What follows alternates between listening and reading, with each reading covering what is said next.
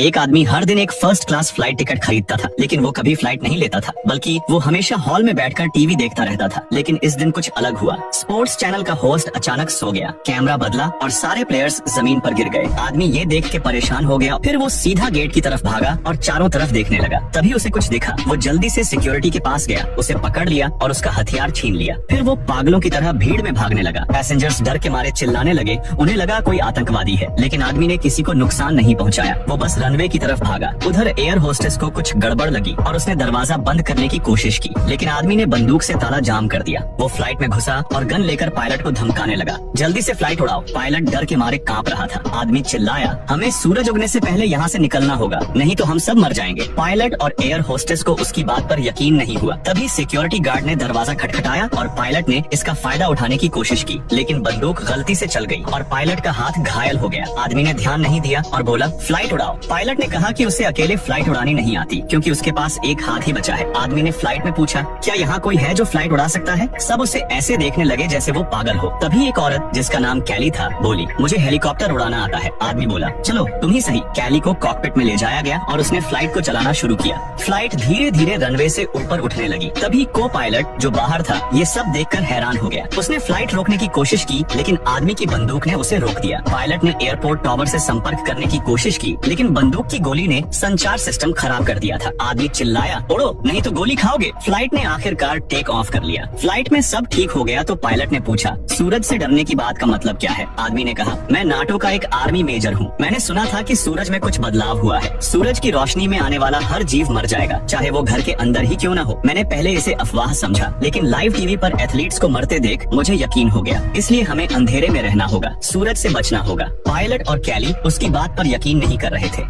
ये जेल का एक अजीब नियम है कि सभी कैदियों को जूते पहनने की मनाही है, लेकिन जेल के गार्ड हमेशा मोटे हाई टेम्परेचर और एंटी इलेक्ट्रिक जूते पहने रहते हैं। और ज्यादा अजीब बात ये है कि वो लोग कोई हथियार भी नहीं रखते। जब कैदी लोग इस बात को लेकर उलझन में थे, तभी गार्ड ने अपनी कमर से एक रिमोट निकाला और उसे हल्के से दबाया। अगले ही पल फर्श से एक ताकतवर करंट उठने लगा। ये करंट जानलेवा नहीं था, लेकिन बेहद दर्दनाक था। इसी वजह से लगभग 5000 कैदियों वाली इस जेल में सिर्फ 50 गार्ड ही जेल को संभालते थे। जेल के कैप्टन के आदेश के बाद कुछ नए कैदियों को एक खास तरह की जेल यूनिफॉर्म पहनाई गई। बाहर से ये जगह एक जेल लगती थी, लेकिन असल में ये एक बड़ा सा कारखाना था। बहुत से लोगों को फर्जी इल्जाम लगाकर यहाँ लाया गया था, जहाँ उन्हें 12 घंटे की कठोर शिफ्ट में काम करना पड़ता था। हर वर्कशॉप का एक सुपरवाइजर होता था, जो कैदियों के हर कामकाज का जिम्मा उठाता था। गार्ड्स केवल तभी वर्कशॉप में आते थे जब नए कैदी आते थे, लेकिन वो लोग कभी भी कैदियों के भागने को लेकर परेशान नहीं होते थे। अगर किसी ने भागने की कोशिश की तो फर्श पर करंट चालू करके आसानी से उन्हें काबू में कर लिया जाता था। प्रोडक्शन को बढ़ावा देने के लिए जेल हर हफ्ते वर्कशॉप की परफॉर्मेंस का मूल्यांकन करती थी। जो वर्कशॉप नंबर 1 पर आती थी उसे इनाम मिलता था, बाकी सबको करंट की सजा दी जाती थी। इसलिए हर कैदी को बिना समय बर्बाद किए लगातार काम करना पड़ता था। सुपरवाइजर ने नए आए आदमी को समझाया कि 1 घंटे के अंदर उसे वर्कशॉप की पूरी प्रक्रिया समझनी होगी। एक दिन की मेहनत के बाद कैदी अपने छोटे से कमरे में आराम करने लौटते थे। उनका कमरा मुश्किल से 3 वर्ग मीटर का होता था, जो एक स्लीप पॉड जैसा लगता था। दीवारों पर उनकी सारी जरूरत की चीजें लगी होती थी। खाने के लिए एक पाइप होता था, जिससे जितना चाहो उतना खाना ले सकते थे, और उसका स्वाद बेहद खराब होता था। अच्छा खाना केवल वो लोग खा सकते थे जो रैंकिंग में पहले नंबर पर आते थे। उनकी सजा का वक्त एक स्क्रीन पर दिखता था, जो रोज कम होता जाता था, जिससे उन्हें जीने की उम्मीद बंधी रहती थी। लेकिन पिछले महीने अचानक जेल ने सजा का वक्त दोगुना कर दिया। सभी लोग इस बारे में बातें कर रहे थे, लेकिन सुपरवाइजर ने उन्हें चुप करा दिया। अगर ये बात गार्ड्स तक पहुंचती तो नतीजे भयानक हो सकते थे। उसी वक्त जेल के स्पीकर में ऐलान हुआ कि सोने का समय हो गया है। अगले 30 सेकंड में कैदियों को अपने बिस्तर पर लौटना होता था। अगर लाल लाइट जल जाती तो फर्श का करंट उन्हें मार डालता। इसलिए भले ही जेल में दरवाजे न हो, कोई भागने की हिम्मत नहीं करता था।